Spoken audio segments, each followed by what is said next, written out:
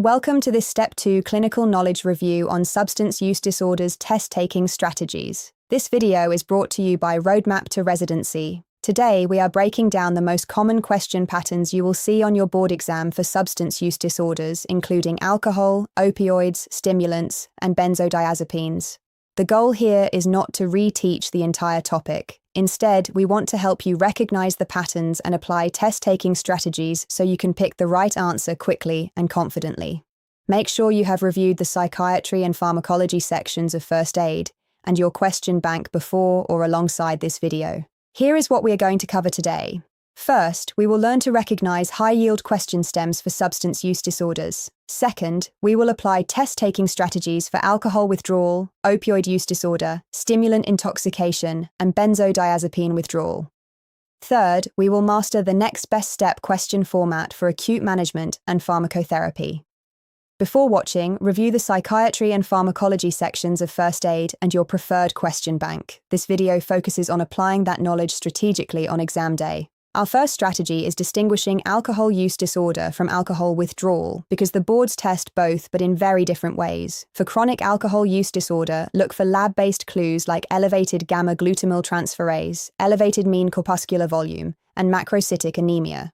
Social and occupational dysfunction paired with these labs should make you think chronic alcohol use disorder. For acute withdrawal, the key is the timeline. Tremors, tachycardia, and diaphoresis appear within 6 to 48 hours of the last drink. Seizures typically occur within 12 to 48 hours. Delirium tremens, the most dangerous complication, presents with visual hallucinations, confusion, and autonomic instability at 48 to 96 hours. The boards love testing this timeline, so memorize it. Strategy 2 is recognizing opioid use disorder on the exam. For intoxication, the classic triad is meiosis or pinpoint pupils, respiratory depression, and altered mental status. When you see a patient who is unresponsive with a decreased respiratory rate and pinpoint pupils, think opioid overdose immediately. The answer to the question, what is the next best step, is almost always naloxone. For opioid withdrawal, the presentation is very different. You will see mydriasis or dilated pupils, lacrimation, rhinorrhea, yawning, diarrhea, piloerection or goosebumps, and muscle aches. Here is a critical test-taking pearl. Opioid withdrawal is extremely uncomfortable, but it is not life-threatening. The boards love to contrast this with alcohol and benzodiazepine withdrawal, which can be fatal due to seizures. If you remember nothing else, remember that distinction. Let us now look at high-yield stem recognition for these disorders. For alcohol withdrawal, expect a patient with a history of heavy drinking who suddenly stops and develops tremors, agitation, tachycardia, and sweating. The boards will give you the timeline and ask about next steps. For opioid overdose, you will see an unresponsive patient with pinpoint pupils and a very low respiratory rate, often with context like a needle or pill bottles found nearby. The answer is always naloxone first. For stimulant intoxication, look for a young patient with agitation, paranoia, dilated pupils, tachycardia, hypothermia, and possibly chest pain. A critical test-taking point here is that you should never give beta blockers for cocaine-induced chest pain because of the risk of unopposed alpha stimulation. The boards test this frequently. Use benzodiazepines instead. Here is our first practice question. Read through this carefully. We have a 52-year-old man with a long history of daily alcohol use. He is 36 hours out from his last drink and presenting with tremors, diaphoresis, agitation, tachycardia, and hypertension. He is also reporting visual hallucinations, seeing insects on the walls. This timeline and presentation should immediately make you think of alcohol withdrawal progressing toward delirium tremens. Take a moment to think about what the next best step would be before we walk through the answer. Let us walk through this answer using our 3-step approach. Step 1. Spot the pattern. We see heavy daily alcohol use, abrupt cessation at 36 hours, plus tremors, sweating, tachycardia, hypertension, and visual hallucinations. This is textbook alcohol withdrawal progressing toward delirium tremens. Step 2. Apply the rule. The board rule is that benzodiazepines are first line for alcohol withdrawal. They prevent seizures and treat the autonomic instability. In the acute setting, intravenous lorazepam is preferred. Step 3. Eliminate wrong answers. Haloperidol is an antipsychotic that lowers the seizure threshold and should be avoided. Oral naltrexone is for long-term maintenance therapy, not acute withdrawal management. Phenytoin is not effective for preventing or treating alcohol withdrawal seizures. The correct answer is B, intravenous lorazepam. Here is our next practice question.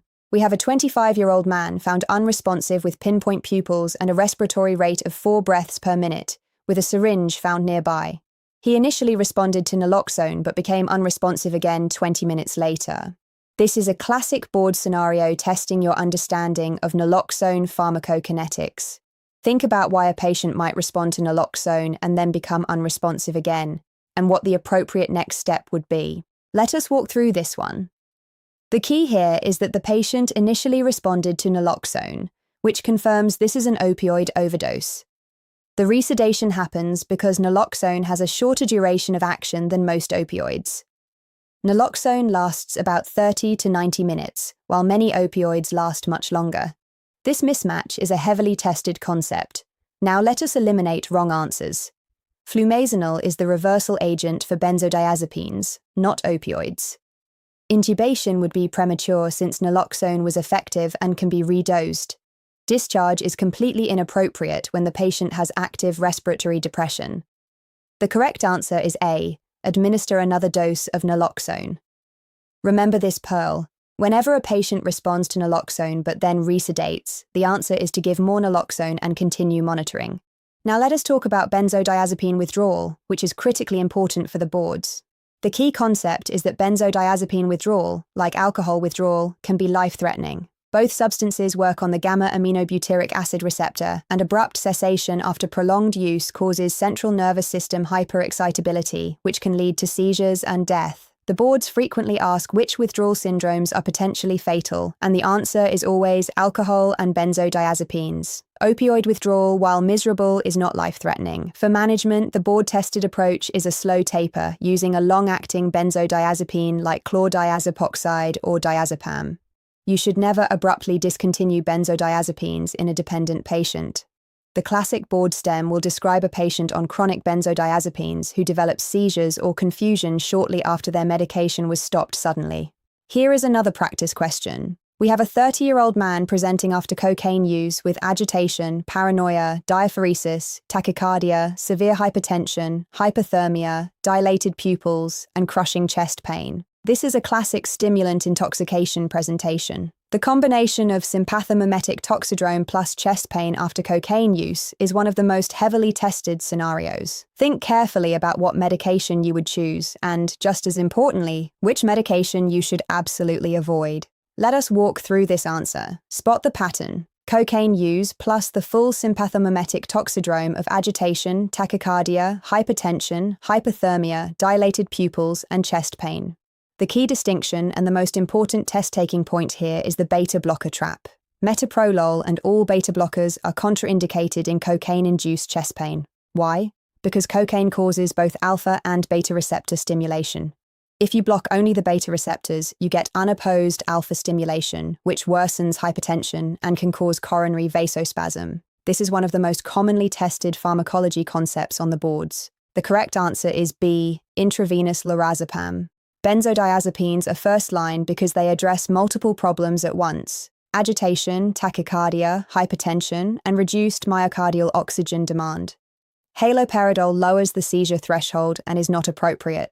Physostigmine is the antidote for anticholinergic toxicity, which is a completely different toxidrome. Here is a critical test-taking pearl that ties everything together. The boards love to compare withdrawal syndromes and ask which ones are life-threatening. The answer is always alcohol and benzodiazepines.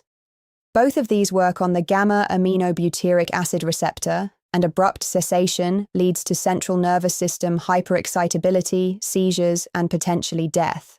Opioid withdrawal, while very uncomfortable with symptoms like dilated pupils, diarrhea, and muscle aches, is not fatal. Stimulant withdrawal causes fatigue, excessive sleeping, and depression, but it is also not life-threatening. Also, make sure you know the maintenance medications for your boards. For alcohol use disorder, the options are Naltrexone and Acamprosate. For opioid use disorder, the options are Buprenorphine and Methadone. These pharmacology details come up frequently.